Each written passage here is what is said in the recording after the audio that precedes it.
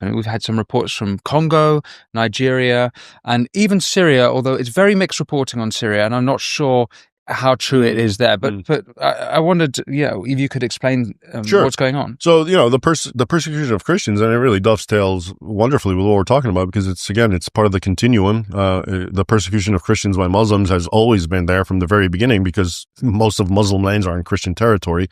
And that's why so many of them ended up converting to Islam. And you have small minorities, and that's why they disappeared in some areas. So the Copts, for example, who used, the word Coptic, for example, just to give you an idea of how infused with Christianity it is, the word Egyptian, that's the Greek word, which is Aegyptos. And when the Arab conquerors of Egypt came, they took the word for native Egyptian, Aegyptos, but they just took the middle syllable, Gipt. And that became transliterated into Copt for us. So it just means Egyptian. Yeah. But it means Christian because all the Egyptians were Christians. So Copt means Christian and Egyptian. Anyway, so they went from being the majority, almost 100%, to now they're 10% because of 14 centuries of discrimination and, sporadic persecution, which is well documented, by the way. Anyone who's interested can get a book called A Sword Over the Nile, which is, it's not my book, but it's really great because it's based on the primary sources of what happened to the Christians of Egypt. Anyway, what's interesting is if you fast forward, during the attacks on Christians of the Middle East, Egypt, Syria, everywhere, it was, again, attacks on churches, attacks on their persons, of course, extorting money from them as a form of jizya, tribute, enslaving their women and children, etc. That's still going on. Okay. And it's in all the Islamic worlds to different degrees. Maybe you've heard of a group called Open Doors. So it's a humanitarian Christian international organization, which has been around for decades. And every year they publish a report. It's called the World Watch List. And it ranks the 50 worst nations to be a Christian, where Christians are most persecuted. And I write about it every year. And, habitually 37, 38 of the 50 are Muslim nations. And I mean, that to me, talk about telling, right? It's like almost every Muslim nation, there is a kind of Christian persecution. Some are worse than others. Okay, now we can go to Africa. That's the worst. Sub-Saharan Africa. That, according to a lot of human rights groups, there's a genocide in Nigeria. And I follow it closely. And I think every week I have to read about dozens of Christians being killed by Muslims. And of course, the media, they tell you, no, this is about climate, change. One group is being pushed out and they're attacking another group. They actually do that? What? The media are actually saying they do that. Actually, yeah. And they don't tell you that the ones being pushed out are all Muslims and the ones being killed are all Christians. Okay. No, they actually do that. So what's happening then in Nigeria? You have Muslim groups. First, you had the terrorist group called Boko Haram, which means Western education is a sin. And all they've been doing is attacking and killing Christians. But now you have what's called the Fulani, they're herdsmen, okay, who live and they graze their cattle. And they're attacking the Christians who are sedentary, okay? And they're just butchering and killing them and taking over their land. And of course, also engaging in destroying their churches and the hallmarks of attacks on Christianity that emphasize that there's an ideological component. But if you talk to the professionals and the media, it has nothing to do with religion. It's climate change, because the pastoral Fulani are being pushed out and they need more land. So they attack these. But for some reason, they only attack Christians. Never Muslim sedentary areas. Yeah, and how exactly does climate change force them to kill and butcher? Yeah, exactly. So where's the motivation? Yeah. Exactly? I remember I think it was the Irish president who came out and made a big scene about, no, this is climate change. Don't talk about Islam. Islam means peace. And this was like a year ago. And it's like mostly peaceful climate change. Yeah.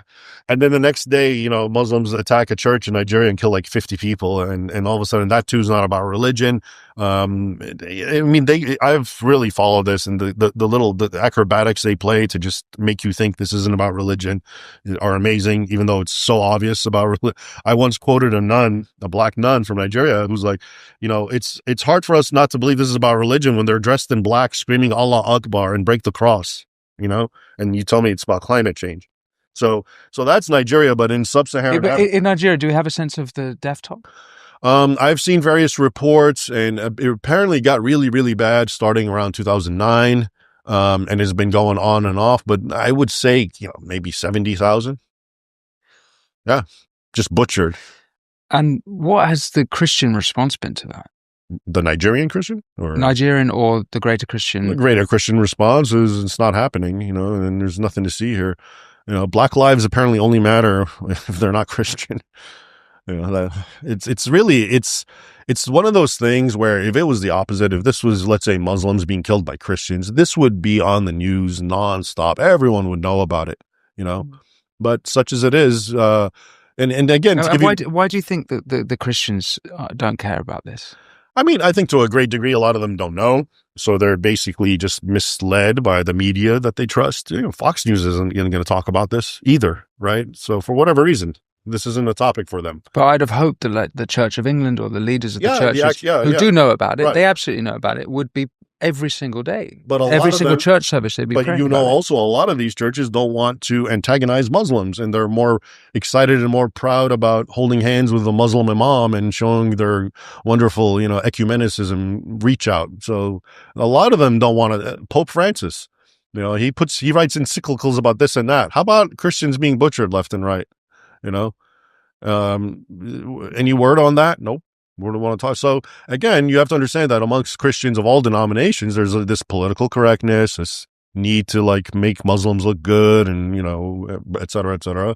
So they don't want to talk about it. It's if you talk about Christian persecution, you totally overthrow the narrative that they've been trying to build. Because if you talk about Muslims attacking Israel, okay, it kind of makes sense because they're the underdog, they're angry, they're fighting back. Okay.